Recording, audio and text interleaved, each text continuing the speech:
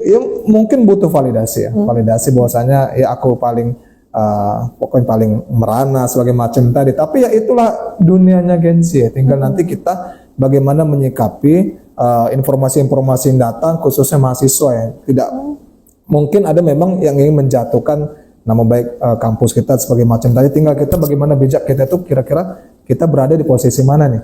Apakah kita bijak melihat dulu informasi yang benar atau seperti apa? Itu lebih kepada mahasiswa bukan hanya kritis di dunia nyata, dunia maya pun harus kritis. Oke, berarti mahasiswa ini tugasnya selain mereka kritis di dunia nyata, mereka juga nggak boleh mudah terprovokasi ya Pak. Itu. Apalagi oleh adanya konten-konten digital dan maraknya AI kadang-kadang itu kan Pak.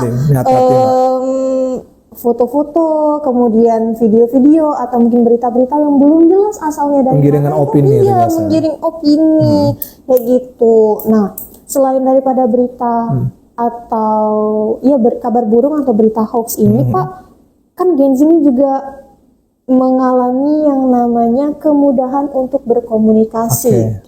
Jadi mereka itu di dunia maya nggak kayak zaman-zaman dahulu mungkin yang harus tukar kabar lewat surat. Kalau sekarang tinggal lagi ngapain gitu, udah canggih Pak ya. Nah, kadang-kadang yang jadi pertanyaan nih Pak, tata cara mereka berbahasa di dalam platform digital tersebut itu sebenarnya bagaimana menurut Bapak dari kacamata seorang milenial? Gimana tuh Pak?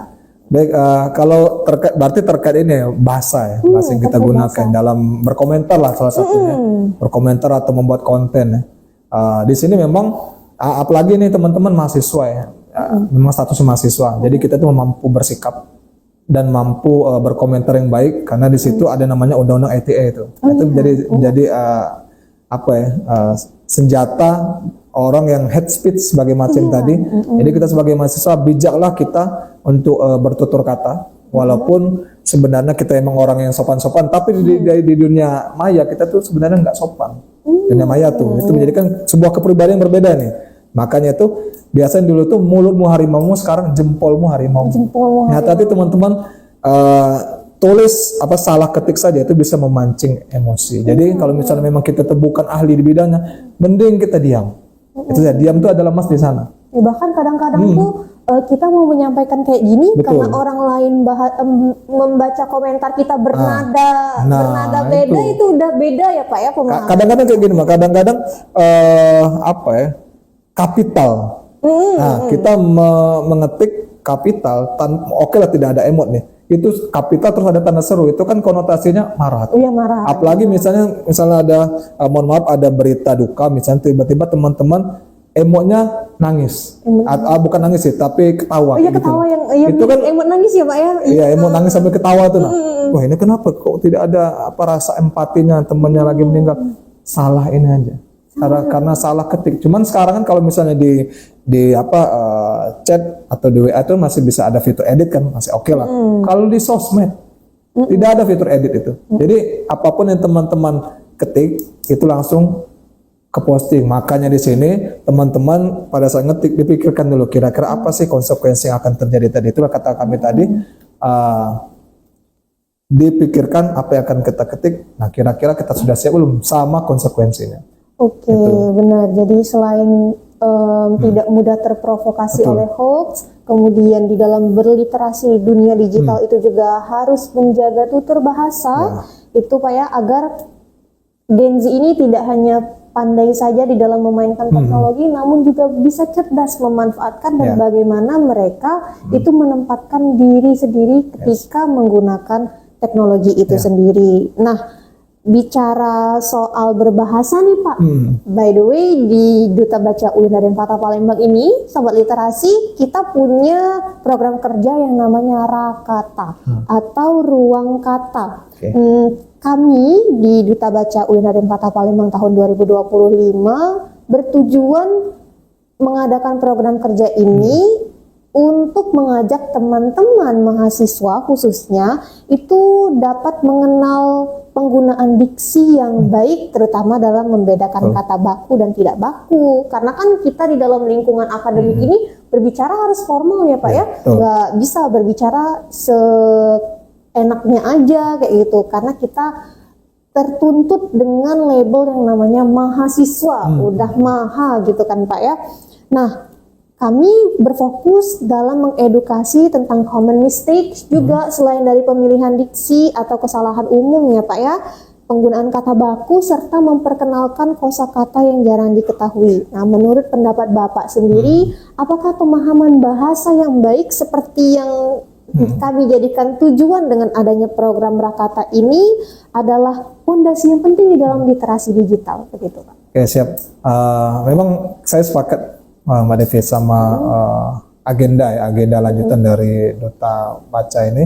Bahwasanya memang kita bukan hanya mengenal tulisan ya, tapi juga kita harus berbicara tuh. Karena siapa lagi mau meneruskan perjuangan dalam hal kita menjaga agar bahasa Indonesia bisa dibumikan kan salah satunya. Di tengah gempuran bahasa-bahasa gaul. Benar sekali tuh Pak. Jaksel sebagai macam tadi. Lo gue. Nah, lo gue. Jadi memang ada beberapa bahasa yang memang sehari-hari itu tidak berlaku. Dan itu saya sendiri sebagai pendidik memang perlu di kelas misalnya Mbak Devi ya, memberikan informasi kepada mahasiswa wajib menggunakan bahasa Indonesia. Karena yang jadi problem kita di sini kan mahasiswa kita khususnya di Kota Palembang ini rata-rata dari daerah tuh, yang memang bahasa sehari-hari bukan bahasa Indonesia. Mohon maaf kalau misalnya di desa mereka itu bahasa daerah mereka masing-masing kan. Bener, Pak. Nah beda hal kalau misalnya kita merantau kuliah di Pulau Jawa, bahasa Indonesia menjadi bahasa utama karena berbagai macam ras, berbagai macam tadi. Nah tantangan kita adalah membiasakan tersebut. Mulai dari mana sih? Mulai dari kita sendiri. Boleh kita tuh misalnya itu campur-campur dulu lah. Tapi lama-kelamaan nanti itu seiring berjalannya waktu karena sudah terbiasa lama-lama biasa kan. Nah, itu kira-kira. Jadi kalau berkaitan sama bicara, teman-teman jangan malu lah berbicara bahasa Indonesia. Tidak ada yang mengejek karena itu bagian dari pembelajaran. Dan yakinlah bahasa utama kita bahasa Indonesia, bukan bahasa daerah. Bahasa daerah itu menjadi bahasa ibu. Tapi kalau bahasa utama, bahasa nasional kita bahasa Indonesia. Jadi kita perlu jangan malu, aku malu nih menggunakan bahasa Indonesia. Terlalu monoton. Nah, itu tadi terlalu monoton, bahasanya terlalu monoton. Tapi kan memang seperti itu rules-nya kan. Tinggal bagaimana kita itu membuat hal yang monoton itu bisa terbiasa. Itu kira-kira Mbak Devi. Apalagi nanti Gen Z ini atau mahasiswa itu menghadapi yang namanya tugas akhir ya Pak ya. Nggak mungkin kan nanti bahasa-bahasa yang sehari-hari ya, bahasa daerah tiba-tiba masuk gitu. Jadi penggunaan bahasa yang sesuai rules dan bahasa baku itu penting sekali ya Pak untuk mahasiswa, benar. Tapi kan kayak kata Bapak tadi, terkadang tuh ada yang namanya anggapan di mahasiswa dan di pemuda-pemudi lah, bahwasannya kalau pakai bahasa baku tuh terlalu kaku gitu loh Pak, nggak asik gitu. Lagi di medsos kayak apa sih kayak gitu kan Pak. Betul. Nah, apakah menurut Bapak kami sebagai mahasiswa itu bisa tetap menjaga kualitas di dalam berbahasa yang baik tanpa harus terlihat membosankan di dunia digital? Kalau iya, tipsnya dong Pak, apa aja kira-kira menurut Bapak? Gitu. Sebenarnya kalau bahasa Indonesia itu sudah ada campuran gitu ya, campuran dari berbagai macam bahasa sehari-hari lah. Cuman memang pada saat kita memberikan informasi berkaitan sama memang ingin skalanya nasional, memang kita harus menggunakan bahasa Indonesia teman-teman. Kalau misalnya kita menggunakan bahasa daerah tidak masalah, tapi subtitlenya bahasa Indonesia. Karena kan biar orang itu pertama kita mengenalkan bahasa daerah kita. Ya benar. Yang kedua bahasa Indonesia itu kita mengenalkan ke dunia luar selain Indonesia. Karena itu manfaatnya sangat banyak sekali. Nah kalau saya pribadi pada saat saya kuliah di Jogja dulu, saya menggunakan bahasa Indonesia karena terbiasa menggunakan itu. Tapi dialeknya Sumatera saya. Jadi kalau saya pribadi dialeknya masih, wih, kamu orang Sumatera ya? Lo kok tahu? Itu logat kamu Sumatera. Nah padahal bahasa Indonesia. Jadi teman-teman tidak, kalau masalah dialek itu ya atau logat itu tidak bisa dihilangkan. Tapi kalau saya pribadi agak susah dihilangkan. Walaupun saya menggunakan bahasa Indonesia, tapi tetap dialek Sumatera daerah tadi. Jadi kan memang sudah bawaan itu, Mbak Devi. Justru kalau kayak gitu, kita harus menunjukkan pride kita sebagai ciri khas kami ini dari ini kayak gitu, biar secara tidak langsung juga mengenalkan bahasa ibu kita begitu bahasa ibu kita. Oh iya Pak, Hmm. by the way, tadi Devi dengar-dengar katanya Bapak aktif nih di Dunia maya. dunia maya ya Pak. Jadi nggak hanya jadi dosen di dunia nyata aja, tapi di dunia maya juga untuk mahasiswa-mahasiswa yang nggak kelihatan. Khususnya tadi Devi sempat dengar konten utama dari Bapak sendiri itu mengedukasi teman-teman mahasiswa, salah satunya dalam pembuatan tugas akhir kayak gitu Pak. Menurut Bapak, gimana sih Pak pandangan Bapak terhadap kami para mahasiswa-mahasiswi terkhusus di semester akhir ini dalam mengerjakan tugas akhir tersebut, karena kan masih nyangkut ke konten kita yang berbahasa baku tadi Ya, di bahasa konten Rakata tadi.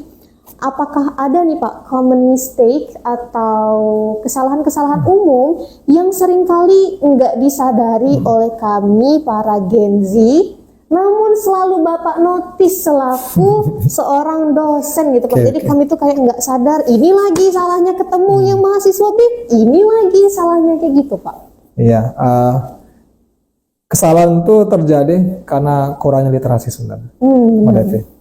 Mahasiswa akhir itu kan memang ada rules-nya, ada pedoman. Makanya ada di setiap kampus tuh membuat buku pedoman penulisan skripsi. Nah, kebanyakan mahasiswa ini lebih condong lihat cutting. Benar. Skripsi cutting kopas saja, sat. Dari internet kopas dari AI sebagai macam nggak. Dia tidak tahu bahwasanya kamu ini kuliah di mana. Asal kopas-kopas saja. Cutting itu belum tentu dia sesuai. Iya benar. Nah, karena kan, nah ini dari dosen juga nih, Mbak Devi. Dari dosen juga kritikan kami sebagai edukasi pendidikan, dosennya pun tidak lihat rules-nya juga. Kenapa buku pedoman skripsi di setiap kampus itu dibuat? Karena agar dosen-dosen pengajarnya dari berbagai macam background pendidikan beliau sebelumnya itu bisa ternetralisir pada saat mereka kerja di sini.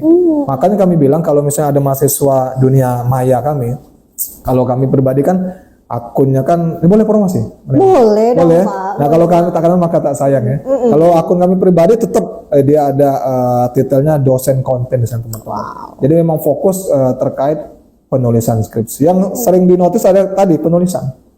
Penulisan lebih penting dibandingkan isi. Cuma ada orang yang bilang, ngapain Pak penulisan diurusin Pak? Isi kan penting. Tapi gerbang utama pada saat dosen ingin membuka skripsi penulisan. Kalau penulisan sudah acak-acakan, malas mau ngeliat isi. Iya benar Itu Pak. yang paling penting Pak.